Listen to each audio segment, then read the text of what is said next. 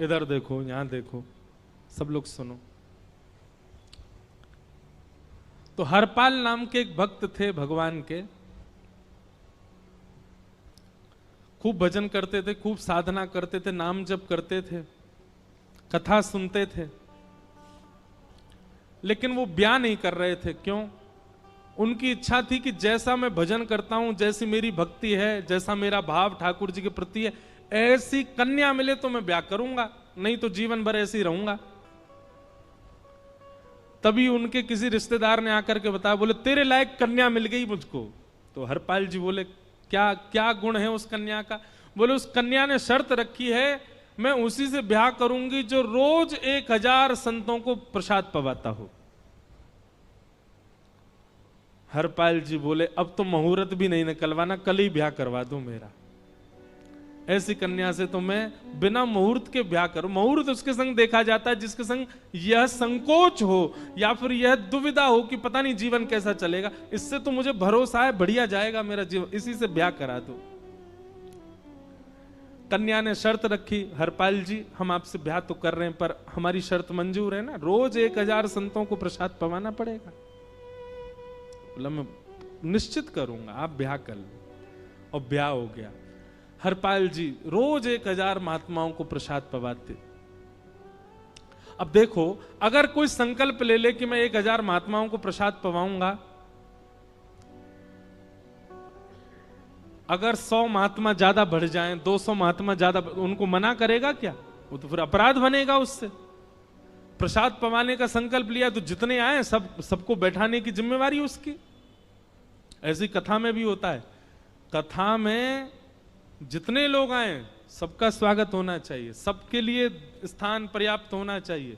कई जगह प्राइवेट कथा करा, हम तो मना कर देते, मत कराओ भैया, आपको अपराध लगेगा। क्यों? वैष्णव को पता चला कि कथा हो रही, वो सुनने आ गया, जगह नहीं मिली या फिर वो बैठ नहीं पाया, तो खाली रहे भले ही स्थान, पर फिर भी स्थान बड़ा रखो ताकि कोई भी आए तो कोई रहे ना कथा से, नहीं तो कथा कराने वाले को अपराध लगता है। वैष्णव बिना सुने चला गया। तो हरपाल जी ने नियम ले लिया, रोज 1000 महात्माओं को भोजन कराते। अब 1000 की जगह कभी कभी 1200 भी हो जाते, 1300 भी हो जाते, 1500 भी हो जाते। लेकिन हरपाल जी करते कुछ नहीं थे, कमाई का कोई जरिया नहीं था, केवल दादा परदादाओं की पुश्त से जो उनके पुश्तैनी धन था उसी को ही खर्च करते जा रहे थे। 1 साल तक बढ़िया चला, 1.5 साल बढ़िया चला, लेकिन 1.5 साल बाद धीरे धीरे धन खत्म होने लगा। जैसे ही धन खत्म होने लगा, हरपाल जी बड़ी चिंता में आ गए, क्या करें। पत्नी को नहीं बताते थे, क्यों? बोले इससे तो शर्त लगी, इसको क्यों बताऊं अपना दुख, इससे तो शर्त मेरी यही शर्त थी कि रोज 1000 संतों को भोजन कराना। तो हरपाल जी ने बाहर जाते और दुकानदारों के यहां से जाकर के कर्जा लेने लगे। वो पुराने संपन्न थे तो किसी ने कर्जा देने से मना भी नहीं किया, सब देने लगे, बोले ले जा। इतना कर्जा कर लिया, 6-7 महीने तक कर्जे में भी उनके संत सेवा बंद नहीं हुई। 6-7 महीने बाद मांगने वालों ने मांगना शुरू किया, बोले हमारा दो, हमारा दो, हमारा दो। किसी का नहीं दे पाए तो पूरे नगर में ये हो गया कि भैया हरपाल जी अब पहले जैसी स्थिति में नहीं है, कर्जा इनको देना बंद करो, ये देते ही नहीं है पैसा लौटा करके। सब बिगड़ने लगा, धन नष्ट हो गया, इज्जत चली गई, लेकिन उनकी संत सेवा नहीं रुकी, रोज संत सेवा करते। एक दिन मन में विचार करने लगे, अब क्या करूं, अब तो मुझे कोई कर्जा भी नहीं देता, गहने भी सारे बिक गए, धन भी सारा खत्म हो गया। तो हरपाल जी ने मन बनाया कि मैं चोरी करूंगा, और चोरी करके ठाकुर जी, आप लोग मत करना ऐसा, चोरी करूंगा। हरपाल जी चोरी करने जाने लगे, लेकिन हरपाल जी का नियम था कि वो किसी के धन की चोरी नहीं करते थे। संपन्न लोगों के घर में जाते थे और उनकी रसोई घर की सामग्री चुरा लाते थे, चीनी, दाल, आटा, चावल, मूंग, नमक, मिर्च, ताकि भंडारा हो जाए सवेरे। इस प्रकार महाराज चोरी होने लगी। एक घर की हुई, दो घर, अब तो हल्ला होने लगा। बोले कि घरों की सामान राशन चोरी हो जाता है। वो बड़ा विचित्र चोर है, धन नहीं चुराता है, राशन चुरा के भागता है। ऐसी चोरी होने लगी महाराज। अब तो लोगों ने अपने अपने घरों में पहरेदारी शुरू कर दी कि चोरी ना हो। तो हरपाल जी को और दिक्कत होने लगी, क्या करें, कैसे करें। धीरे धीरे हरपाल जी इस स्थिति में आ गए कि अब संपन्न लोगों के यहां उन लोगों को ढूंढते जो ना कभी संत सेवा करते ना वैष्णव सेवा करते, और उन लोगों के यहां जाकर के थोड़ा बहुत धन चुरा लेते, स्वर्ण चुरा लेते। करना कुछ नहीं, अपना घर नहीं बनाते थे, बसाते थे, संत सेवा करते थे। ठाकुर जी रीझ गए हरपाल से। ठाकुर जी बोले, देखो ये सब चोरी कर करके और मेरे संतों को पवारा है। ठाकुर जी बोले, इस पर अनुग्रह करने जाना है। भगवान सिंहासन से उठ करके तैयार होने के लिए गए, और बढ़िया महाराज नकली सी मूछ लगा करके, ऊपर सिर पर पाग पहन करके, और थोड़ा पेट सा बाहर निकाल के, गले में खूब सारी जंजीर डाल के, हाथों की हर उंगली में अंगूठी पहन करके, सोने की जूतियां डाल करके, कौंधनी सोने की पहन करके, और एक बैंत समझते, वृद्ध लोग लेकर के चलते, बैंत, सोने का मड़ा हुआ बैंत लेकर के ठाकुर जी तैयार हो गए, एक सेठ जी बन गए। लक्ष्मी भैया ने पूछा, भगवान बड़ा सुंदर स्वरूप धारण किया, कहां जा रहे हो? बोले, अपने भक्त से मिलने जा रहे हैं। रुक्मणी जी बोली, मैं भी चलूंगी। भगवान बोले, तुम मत चलो, तुम उसको पहचान नहीं पाओगे, तुमसे अपराध बनी जाएगा। बोले, नहीं नहीं, भक्त दर्शन करने मैं तो जाऊंगी। भगवान बोले, जल्दी तैयार हो जाओ। सब लोग इधर देखो, वहां से कोई सामग्री आ रही है, कथा यहां हो रही है, इधर देखो, और फिर हम आंख बंद कर लेंगे, चाहे आप कहीं देखो। आंख खुली है तो हमको ही देखो। रुक्मणी जी एक सेठानी बन गई, ठाकुर जी सेठ जी बन गए, और दोनों ने मन में विचार किया कि हरपाल जी को दर्शन देना है। और यहां हरपाल जी की स्थिति क्या थी? अब संत सेवा के लिए कहीं से भी धन नहीं मिल रहा था। तो हरपाल जी एक मार्ग पर जाकर के बैठ गए और सोचने लगे, कोई धनवान यहां से निकलेगा तो उसको लूट लूंगा, और लूट के भाग जाऊंगा, सारा धन संत सेवा में लगा दूंगा। तभी उस मार्ग पर कोई और तो आया नहीं, ठाकुर जी सेठ बन करके आ गए। और महाराज खूब सारे गहने पहन करके, पाग बढ़िया सोने की जड़ाऊ पाग पहन करके, ऐसे वस्त्र पहन करके, और छम छम करते चलते आ रहे हैं। उन गहने ही बज रहे हैं ठाकुर जी के।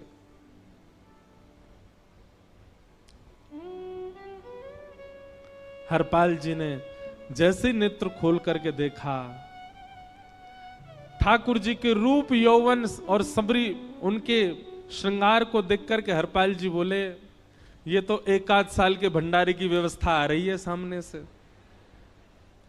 इतने में ही सेठानी जी, रुक्मणी जी भी आई, उनको ओहो, ये तो कम से कम 5-10 साल की व्यवस्था आ रही है। अगर ये दोनों लूट लिए जाएं तो 10 साल चोरी नहीं करनी पड़ेगी। देखो कितना धन संपन्न। हरपाल जी के बगल में जैसे ही ठाकुर जी पहुंचे, हरपाल जी बोले, भैया जय श्री कृष्ण, प्रणाम। ठाकुर जी तो नाराज हो गए, क्या भगवान का नाम बोलता है सुबह सुबह? तुम सब लोग बड़े पाखंडी हो, ढोंगी हो, और हमने सुना इस गांव में एक रहता है, वो चोरी डकैती करता है, और फिर कहते हैं संत सेवा करता है। ऐसी काय बात की चोरी भैया?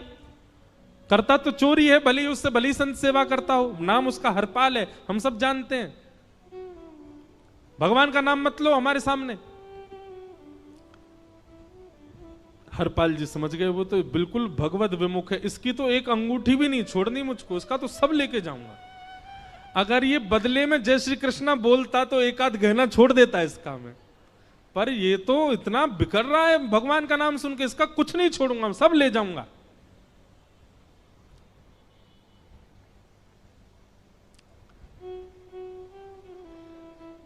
हरपाल जी बोले, हाँ भैया, एक रहता तो है डकैत इस गांव में, और उसका कोई पता नहीं है, वो कभी भी आ जाता है। लेकिन एक मार्ग जंगल में होकर के है, उसमें गांव में नहीं जाना पड़ता। जंगल से गुप्त चुप निकल करके पूरे गांव पार हो जाएंगे, आप शहर पहुंच जाओगे। उसका रास्ता मुझे ही पता है।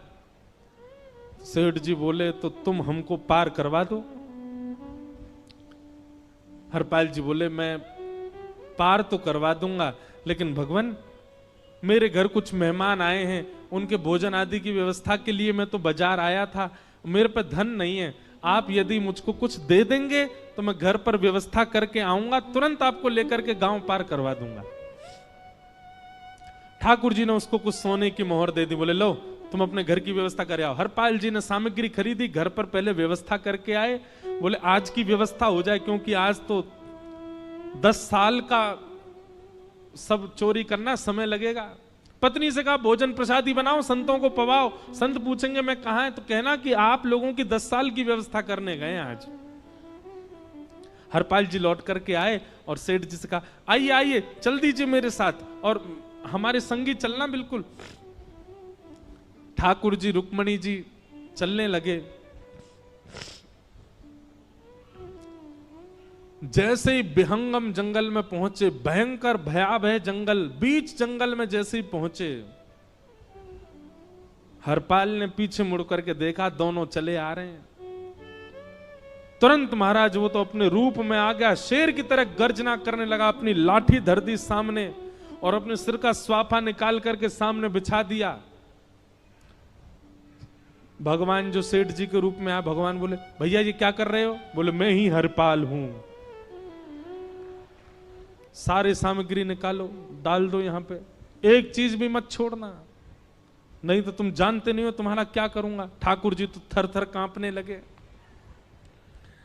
रुक्मणी जी बोली देखो कैसा नाटक कर रहे हैं। रावण के आगे नहीं डरे थे, कुंभकर्ण के आगे नहीं डरे, हिरण्यकश्यप के आगे नहीं डरे, और वो हरपाल के आगे ऐसे कांप रहे हैं।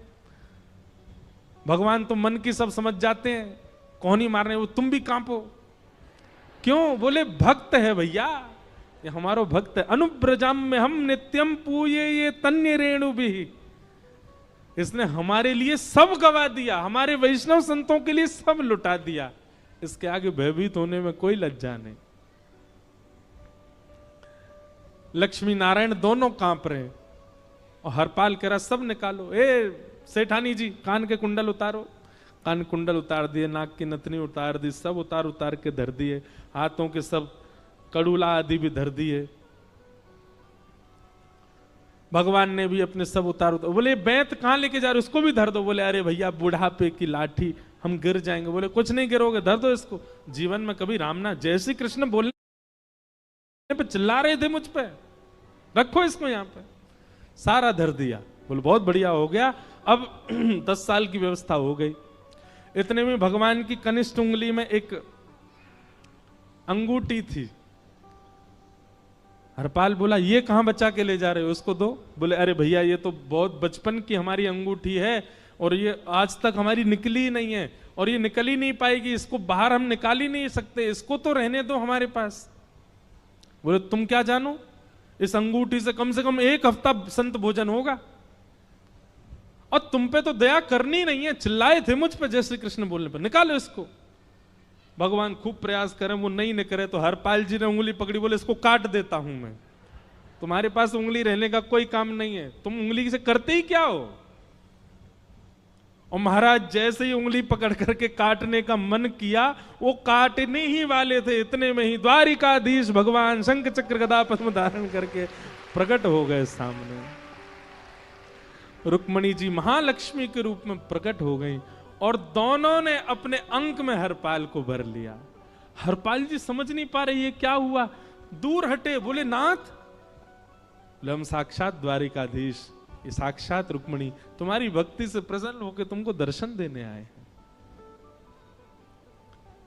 हरपाल जी घुटने के बल बैठ गए, रोने लगे, सर रख दिया चरणों में, पटकने लगे। बोले नाथ, मैंने अपने नाथ को लूटा, आज मैंने अपने स्वामी के साथ डकैती कर रहा था, मैं अपने स्वामी की उंगली काटने पर मजबूर हो गया था, इसका मतलब तो मैं पापी हूं। मेरा पाप इतना प्रचंड हो गया कि मैं आपके रूप को नहीं पहचान पाया। भगवान ने हृदय से लगा, नहीं हरिपाल, तुमने कभी अपने लिए प्रयोग थोड़ी किया। तुम्हारी पत्नी भूखे सो जाते हो, लेकिन संतों को भूखा नहीं जाने देते। ठीक है, उसके लिए भले ही तुमने वह गलत मार्ग अपनाया जो नहीं अपनाना चाहिए था, परंतु उसमें उद्देश्य कोई और तो नहीं था, मेरे जनों की सेवा ही तो थी, मेरे वैष्णवों की सेवा। और देखो हरपाल, एक मेरी बात सुनो, आज तुम्हारे मन में ग्लानि होती है कि तुमने दूसरों का धन हड़प करके और उससे संत भोजन कराया। वास्तव में इसका विधान शास्त्रों में यह बताया गया, जिसके धन से भोजन बना और संतों ने पाया, परोसा भले ही किसी ने भी हो, कार्यक्रम भले ही किसी ने भी कराया हो, पर धन जिसका लगता है पुण्य उसी को मिलता है।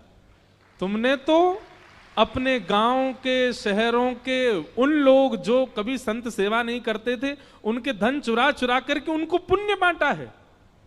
तुमने कुछ गलत नहीं किया है। हां, अपने प्रयोग में यदि लेते तो पाप हो जाता, लेकिन तुमने तो एक रत्ती भी अपने प्रयोग में नहीं ली, सब संतों में लगा दी, और जितने लोगों का धन चुराया उन सबको पुण्य प्रदान कर दिया। हम तुमसे बड़े प्रसन्न हैं। हरपाल जी चरणों से लिपट गए, बोले नाथ आप बड़े कृपालु, बड़े दयालु। भगवान बोले अब हमने दर्शन दे दिया, अब हम जाएं। और सुनो, ये सारा धन हमने दिया है, 10 साल का नहीं होगा इससे। तो बोले जब तक तुम जीवित रहोगे तब तक की सेवा बनेगी, इससे संत सेवा चलती रहेगी। ये सारा धन आभूषण हम लेकर के इसीलिए आए थे, ताकि तुमको अब कभी किसी से मांगना ना पड़े, किसी से हड़पना ना पड़े। भगवान जाने लगे तो हरपाल जी चरणों में गिर गए, बोले नाथ आज मैं आपके दर्शन कर पाया, मैं संत सेवा कर पाया, इसमें सबसे बड़ा योगदान मेरी पत्नी का है। उसने नियम नहीं बनाया होता तो शायद मैं कभी ऐसा नहीं करता। आप उसको दर्शन दिए बिना जाएंगे, मैं उसको क्या बताऊंगा? मैं उससे जाके कह भी नहीं पाऊंगा कि आप मुझे मिले, और उसकी वजह से आप मुझे मिले हो, कृपा कर उसको दर्शन दे दीजिए। ठाकुर जी बोले ठीक है। तुरंत लक्ष्मी नारायण भगवान ने छोटे छोटे बालकों का रूप धारण कर लिया और हरपाल जी की गोद में बैठ गए, और हरपाल जी अपनी गोद में लेकर के ठाकुर जी को घर पर आए, और आकर के अपनी अरे सुनो देखो कौन आए हैं। जैसे बाहर आकर के देखा तो नन्हे से ठाकुर जी, नन्ही से रुक्मणी जी गोद में बालकों की भांति बैठे हैं। बोले अरे इतने सुंदर सुंदर बालक। बोले बालक नहीं है, ये साक्षात जगन्नाथ भगवान, साक्षात रुक्मणी जी, साक्षात द्वारिकाधीश हैं। तुरंत ठाकुर जी अपने रूप में प्रकट हो गए और दोनों दंपति को दर्शन दे करके भगवान वहां से प्रस्थान कर गए। बोलो भक्तवत्सल भगवान। तो एक भक्त जीवन संगी का प्राप्त होना भगवत दर्शन तक ले जा सकता है आपको।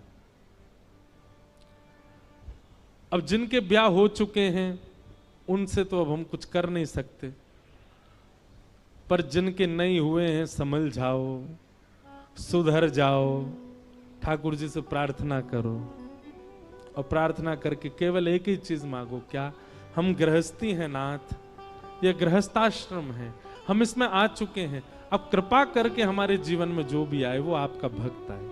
लेकिन आपके अथक प्रार्थना करने पर भी ठाकुर जी ने यदि नहीं दिया तो भी चिंतित मत होइएगा। मीराबाई को भी नहीं मिले अनुकूल, करमेती बाई को भी नहीं मिले अनुकूल, सक्कू बाई को भी नहीं मिले अनुकूल पति,